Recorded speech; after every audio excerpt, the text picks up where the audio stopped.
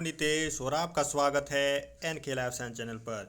Vinoba Bhave university session 2021 से 2023 का semester 2 का एग्जामिनेशन चल रहा है और पैडागॉजी ऑफ बायोलॉजिकल साइंस का इम्पोर्टेंट क्वेश्चन लेके आ चुका हूँ। यहाँ पर सबसे पहले मैंने एमसीक्यू का जिक्र किया है, क्योंकि एमसीक्यू मैंने देखा कि मेनली दो ही सेक्शन से पूछा जा रहा है, हिस्ट्री ऑफ बायोलॉजी।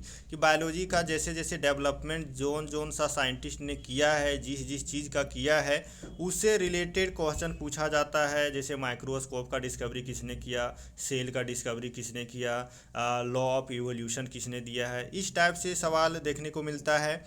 और मेथड ऑफ टीचिंग कि आप इस मेथड का बायोलॉजिकल साइंस को पढ़ाने के में इस्तेमाल कर रहे हैं तो इससे क्या फ़ायदा होगा, इसी से रिलेटेड एमसीक्यू आता है। तो आप यदि ये दोनों पोर्शन को कर लेते हैं ब्रीफली तो आपका एमसीक्यू कवर हो जाएगा। नेक्स्ट हम लॉन्ग और शॉर्ट क्वेश्चन के लिए देखते हैं। सबसे इम्पोर्टेंट ये चारों पॉइंट है, ऑलमोस्ट चारों एक ही जैसा है, थोड़ा सा डिफरेंस होता है इसमें।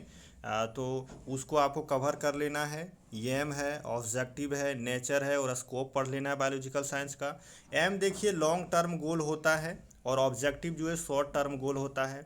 नेचर मतलब उसका करेक्टर होता है और स्कोप मतलब करेक्टर जो कि अभी उसमें प्रजेंट है। बायोलॉजिकल साइंस में अभी कौन सा करेक्टर प्रजेंट है वो नेचर कहलाएगा, और फ्यूचर में उसमें कौन सा करेक्टर आ सकता है या वो क्या क्या कर सकता है उसको हम लोग स्कोप कहते हैं। ऑब्जेक्टिव जैसा कि बताए शॉर्ट टर्म गोल होता है और एम जो है सो लॉन्ग टर्म गोल होता है। तो आप इसको डिटेल में पढ़ लीजिएगा बायोलॉजिकल साइंस का।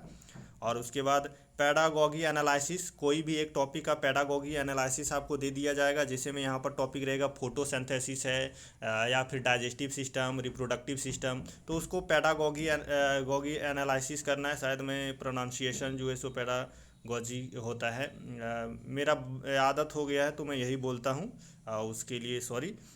तो यहाँ पर देखिए डाइजेस्टिव सिस्टम जो है, तो उसका क्या करना है कि उसको कौन सा मेथड आप यूज करेंगे उसको पढ़ाने के लिए, तो इस बात का आपको ध्यान रखना है। कि जैसे में सबसे पहले आपको लिखना है कि डाइजेस्टिव सिस्टम क्या होता है, उसका एक डिस्क्रिप्शन दे देना है। उसके बाद आप उस टॉपिक को उसका एम लिखेंगे कि उस टॉपिक का एक तरह से लेसन प्लान के जैसा ही आपको करना है कि उसका ऑब्जेक्टिव लिखेंगे कि बायोलॉजिकल ये डाइजेस्टिव सिस्टम आप क्यों पढ़ाना चाहते हैं, उसका जनरल ऑब्जेक्टिव, स्पेसिफिक ऑब्जेक्टिव। उसके बाद आप कौन सा मेथड ऑफ टीचिंग इस्तेमाल कर रहे हैं डाइजेस्टिव सिस्टम को पढ़ाने के लिए और क्यों कर रहे हैं, उसका मेरिट क्या है, क्या मेरिट है जो आप उसी को चूज किए डाइजेस्टिव सिस्टम को पढ़ाने के लिए मेथड। और उसके बाद आप उसको पढ़ाने के बाद उस टॉपिक का इवेल्युएशन करने के लिए कौन सा मेथड का इस्तेमाल करेंगे, कैसे इवेल्युएशन करेंगे, और फाइनली में आप कंक्लूजन लिख करके ख़त्म कर देना है। तो इस तरह से पैडागॉगी एनालिसिस लिखना है। उसके बाद टीचिंग मेथड लिखना है। इसमें देखिए आप कम से कम 8 जो है सो टीचिंग मेथड देख लीजिएगा, और उसमें से मोस्ट इम्पॉर्टेंट है जो सेपरेट क्वेश्चन भी बन सकता है, ऐसा दे सकता है ह्यूरिस्टिक मेथड ऑफ टीचिंग को एक्सप्लेन कीजिए, प्रोजेक्ट मेथड ऑफ टीचिंग को एक्सप्लेन कीजिए, हिस्टोरिकल मेथड ऑफ, तो ये सेपरेट क्वेश्चन बनता है, इसीलिए इसको मैंने हाईलाइट करके लिख दिया है। बहुत इंपॉर्टेंट है तीनों का तीनों।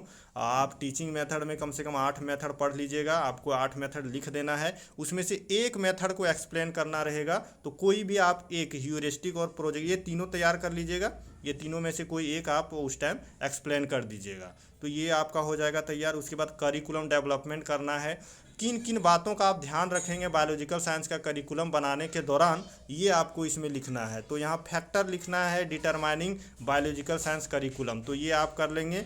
और उसके बाद बायोलॉजिकल साइंस का क्या रिश्ता है दूसरे सब्जेक्ट के साथ इंटरडिसिप्लिनरी अप्रोच ऑफ टीचिंग में, मतलब जैसे में बायोलॉजिकल साइंस का केमिस्ट्री के साथ क्या रिश्ता है, तो बायो केमिस्ट्री बन जाता है। बायोलॉजी और फिजिक्स मिलता है तो बायो फिजिक्स बन जाता है। बायोलॉजी और एस्ट्रोलॉजी मिलता है, बायो एस्ट्रोलॉजी बन जाता है। और बायो और मैथ मिलता है तो क्वांटिटेटिव बायोलॉजी बन जाता है। इसी तरह से बायो और इंजीनियरिंग मिलता है तो बायोमेडिकल इंजीनियर या बायोलॉजिकल इंजीनियरिंग बन जाता है। तो इस तरह से जेनेटिक इंजीनियरिंग करते हैं, तो वो क्या है, जेनेटिक इंजीनियरिंग एक ब्रांच है बायोलॉजिकल साइंस का ही है जो इंजीनियरिंग के साथ जुड़ा हुआ है। तो ये इंटरडिसिप्लिनरी अप्रोच को आपको देख लेना है। और उसके बाद लास्ट में आप एक आइडियल टीचर का करैक्टर देख लीजिएगा, वही करैक्टर लिख दीजिएगा जो आपने सेमेस्टर 1 में पढ़ा होगा। कोई दिक्कत नहीं है। बस यहाँ पे साइंस का टीचर का बात किया, लेकिन कोई दिक्कत नहीं, बस एक एक्स्ट्रा करेक्टर ऐड कर देना है कि साइंटिफिक अप्रोच और माइंड सेट होना चाहिए टीचर के अंदर, और एक्सपेरिमेंट कराने का जुनून होना चाहिए। 2 पॉइंट एक्स्ट्रा ऐड करना है, बाकी वही पुराना जो आप करेक्टर जानते हैं आइडियल टीचर का, वही आपको लिख देना है। Thank you, signing off.